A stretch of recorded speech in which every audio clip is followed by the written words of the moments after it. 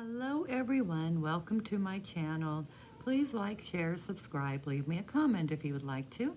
I wanted to touch briefly today on Christian Brueckner, who we don't know if he's going to get parole or not. He has officially done 2/3 of his latest sentence.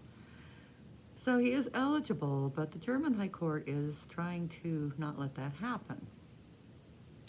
So let's go through basically the timeline of a lot of his crimes. Now, mind you, this does not touch upon other missing children and a murder. That is very possible that he did also. These are just things that he has done. Okay, so in 1976, he was born. And as far as we can tell, his mother's name was Fisher, and sounds like she was a single parent. And so the Brueckners kindly took him into their home and raised him as their own. In 92, he's arrested on suspicion of burglary in his hometown of Würzburg, Bavaria. In 94, he's given a 2-year youth jail sentence for abusing a child and performing sex acts in front of a child.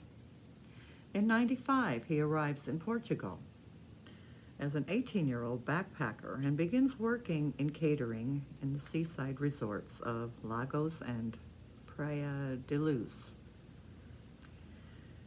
But friends say he became involved with a criminal syndicate trafficking drugs into the Algarve. In September 05, he dons a mask and breaks into an apartment where a 72-year-old American tourist was bound, gagged, blindfolded, whipped with a metal cane before being raped for 15 minutes.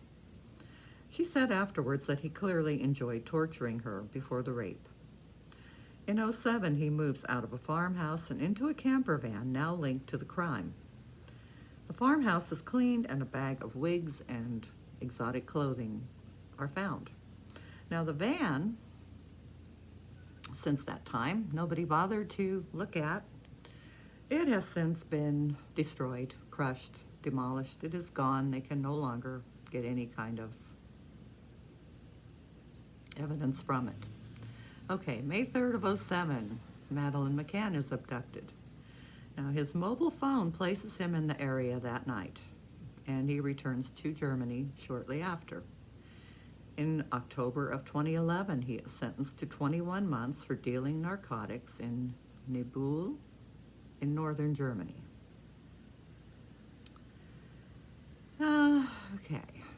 In 14, he moves to Braunschweig, where he starts running a town center kiosk.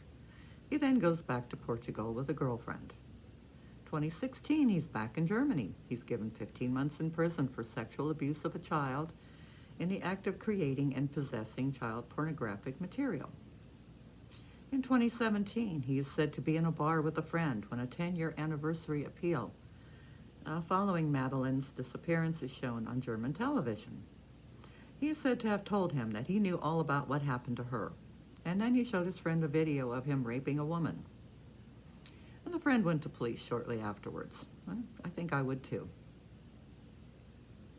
2017, he heads back to Portugal and extradited again to Germany. The reason was a sentencing of the Braunschweig District Court to 15 months imprisonment for the sexual abuse of a child. In 2018, after his release, he lives on the streets, but he was jailed again for drug offenses.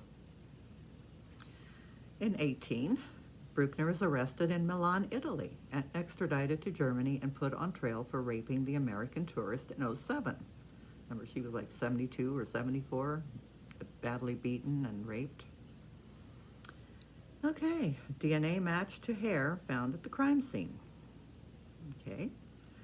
He is jailed for 21 months in 2019 for drug dealing in the northern German resort of Sylt.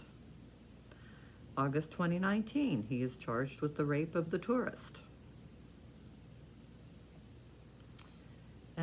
Also in 2019, he is jailed for 21 months. Okay, we got that one.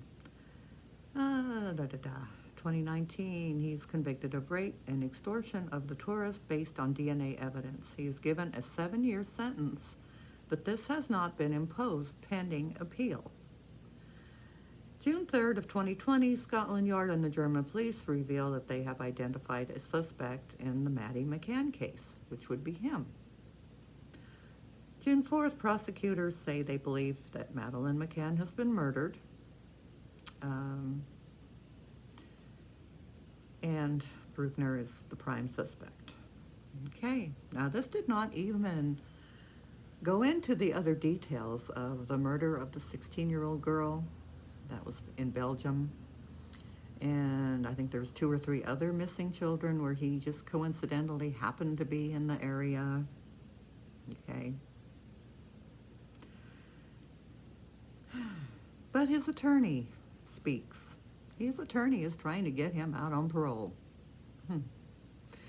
It would be difficult to be an attorney looking at all this and going, oh yeah, he should be loose. Yeah. His attorney says he is not a psychopathic monster, and the prosecutors have a lack of evidence. Well, yes, they do, but only because they refuse to communicate with each other and have dropped the ball so many times. This could have probably been solved long, long ago. But Friedrich Fulcher, who is his attorney, says the 43-year-old serial pedophile is a friendly conversationalist. Funny, that is not what we hear from former girlfriends, former friends, people who lived around him, people who knew him growing up. Everyone says he was a problem, he was abusive, he was a pervert. But his attorney, who sees him maybe once a month for the last year and a half, says he's a great guy. Okay. Well, we'll just keep following and see if he gets that parole. Hopefully not.